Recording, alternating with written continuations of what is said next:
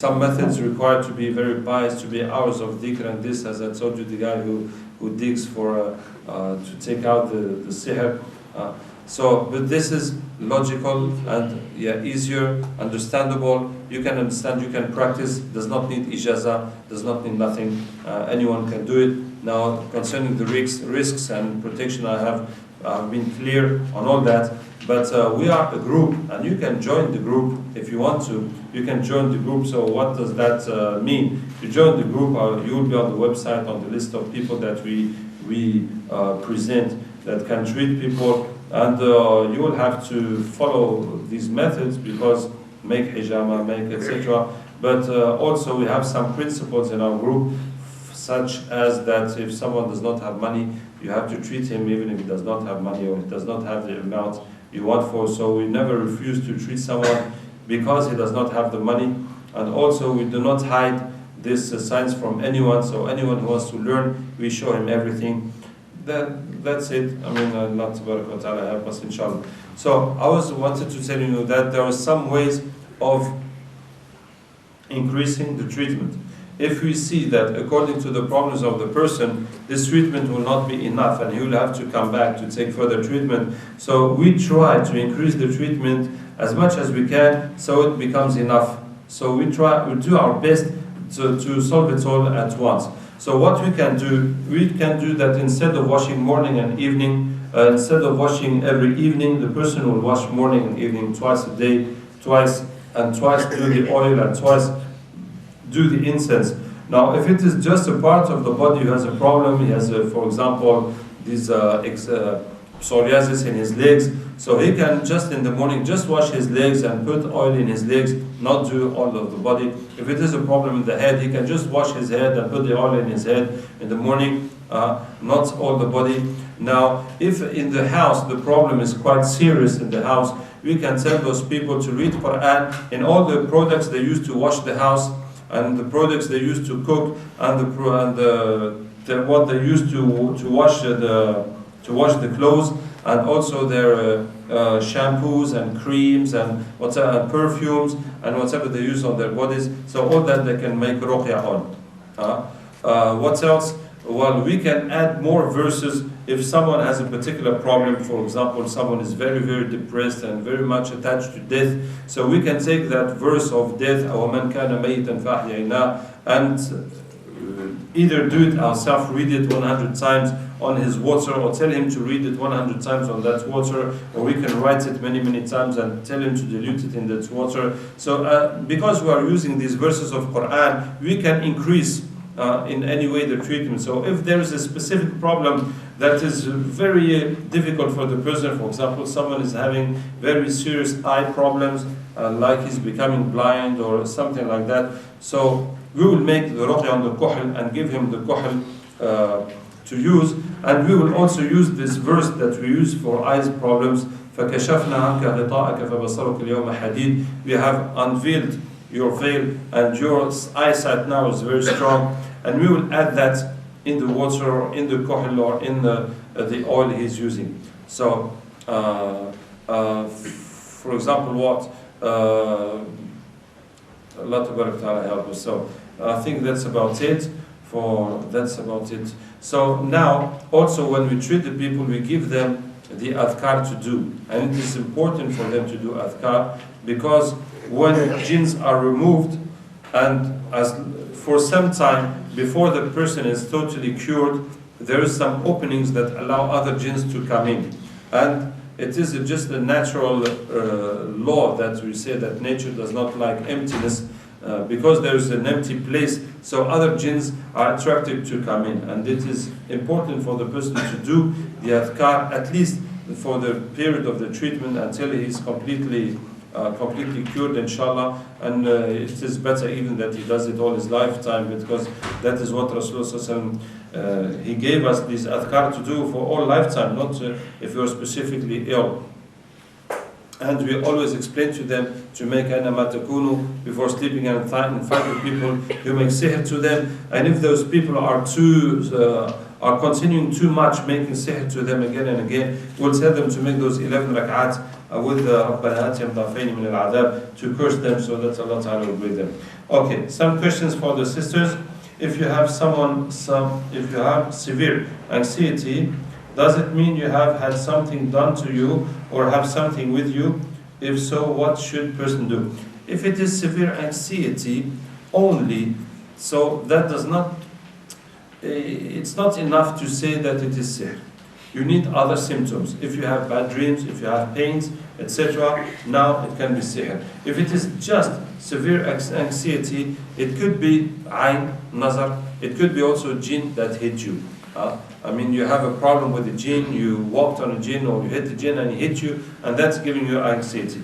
But you must check if this anxiety is psychological or not. How could it be psychological? If something happened and you got frightened a lot, maybe many times, or something harmed you a lot, and then you start being afraid and being obsessionally afraid of something, so that is psychological.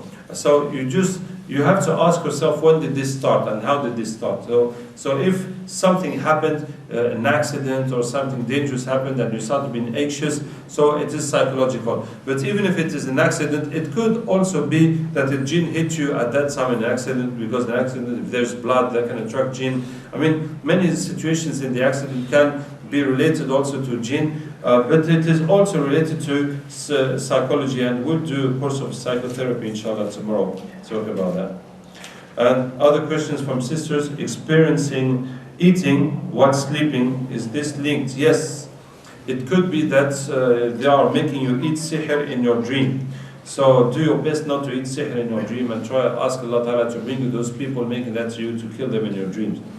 Frequent seeing out snakes in one's dream. Yeah, snakes, it is one of the basic dreams of sihr. It is when knots are done. So when knots are done, you see them as snakes. It is like the sorcerers of Pharaoh turning ropes into snakes.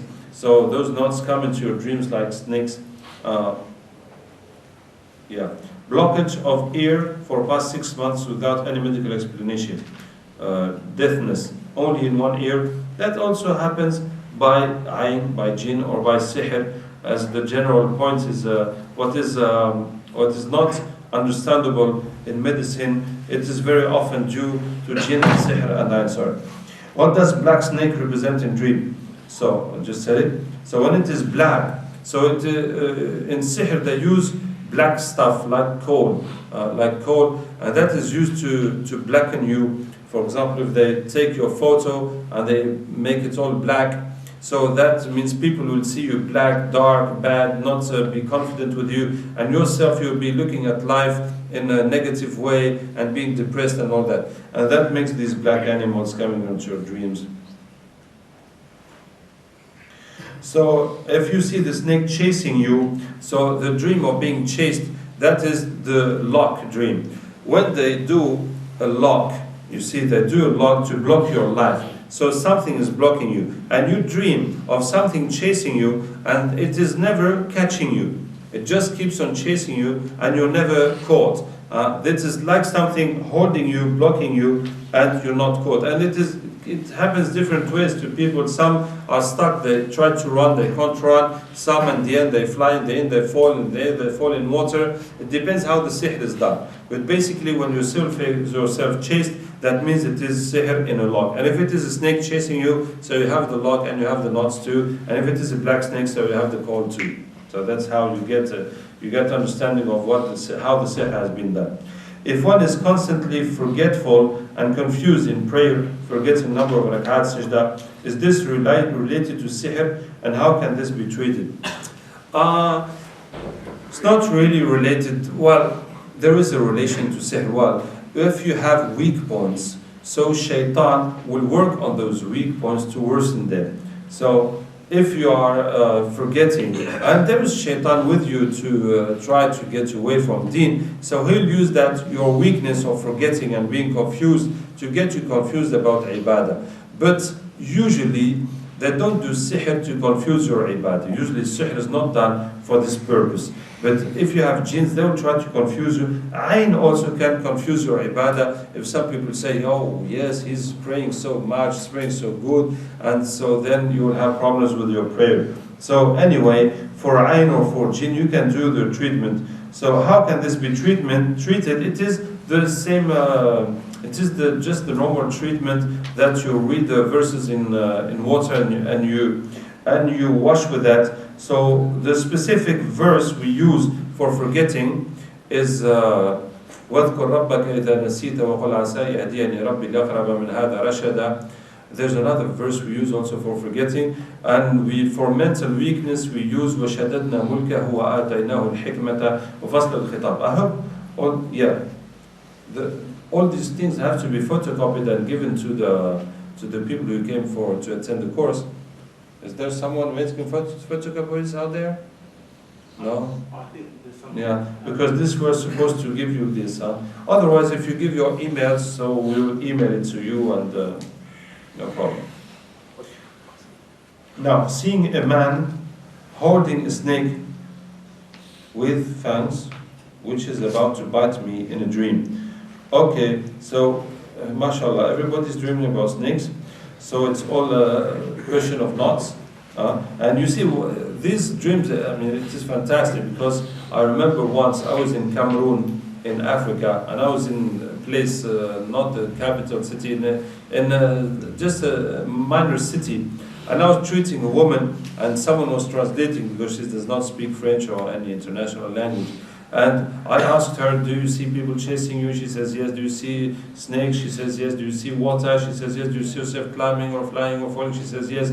And dead people? She says yes. And cars and everything. It was yes from beginning to the end.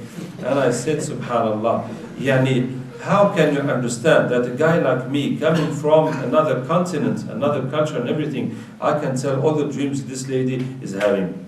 Because it is the same causes that are producing the same effects and the same ways people do sorcery everywhere in the world. It is the grave, it is the water, it is the tree, it is the knots, it is the logs, it is the same principles they are using everywhere. Alhamdulillah, that makes it easier for us to treat people so that we can go in any place in the world and we will find the same problems everywhere. So here are the snakes again and again. So seeing a man having a snake with fangs or don't know what, which is about to bite me in a dream, that is someone making sihr to you, and there's knots, and there's lock, and there's, mashallah. See big snake again, big black snake, while awake biting person, same thing. Have passed driving, but for last 6 years, fear driving. Am I reading correctly? However, often in my dreams, I see myself driving very fast. Is there a link? Is this a blockage? Yes. When they take your footsteps, I mean, you just passed by and they come and they take some dust behind you and they make sihr with that. So that is meant to stop you going forward in your life. And you will be dreaming about cars or vehicles or airplanes or boats or train or whatever. In some countries they see camels and donkeys, depending how people are used to transport themselves, or you see yourself in a journey and you're going somewhere, etc. So that's how it works. And if that is stopping you driving, so mashallah, so that is it, that's the sihr. I have a problem sleeping. I only sleep 3-4 hours per night. I have been given sleeping tablet, but these do not work. This has been a problem for me for 11 years. Is this related to sihr? It can be related to sihr and to jinns. It can be related to sihr and to jinns, and well, you must make, as I said, the hijama on your head, on your neck, and take the treatment and use this dua of Prophet ﷺ in the treatment. Allahumma gharat al-nujum wa namat al-uyun wa anta hayyun qayyum la ta'khudhuka sinatun wa la nawm Allahumma inna ma'ani. Now, if you have these kinds of problems like this sleeping problem and snake problem, you must see the whole of the symptoms. So if you have other dreams, if you have other pains, other problems in your life, it all must be treated together, because the same thing could be all linked, so you must treat them all together. What is senna leaves called in English? It's called senna, isn't it? It's called senna in English, in French, and the scientific name is ammoniac gum. But I hardly ever find anyone who knows that scientific name, so just call it senna. My young daughter, 4 years, has hair loss. I also noticed after we came from cousin's house, Somebody has put something in her scalp. La hawla wa la quwwata illa billah. She was also getting stomach pain. She says she gets bad dreams, but she can't explain her dreams because of her age. Her hair loss is severe, especially when water touches it or when I rub hair with oil. I have given her Ruqyah water to drink. What else shall I do? You must give her Sana to drink. Now 4 years you cannot make hijama, you cannot make cupping on her, but keep on washing her with Ruqyah water and rubbing with oil, and make Ruqyah in her shampoos. And if they give her treatment in chemistry, so read Quran in that product you're going to use for her hair. Does seeing driving the car, even if you can't drive, suggest sihr has been done in the car? No, it suggests sihr has been done with your footsteps. What does it mean when you see dark shadows sitting over you when you feel conscious, but once sleeping and it feels like you are being held down? Something paralyzing you in your dreams, that is jinns that do that. So when you feel paralyzed in your dream, you must hold him. Just try to catch your hands. Just try and make intention. Try to close your hands. And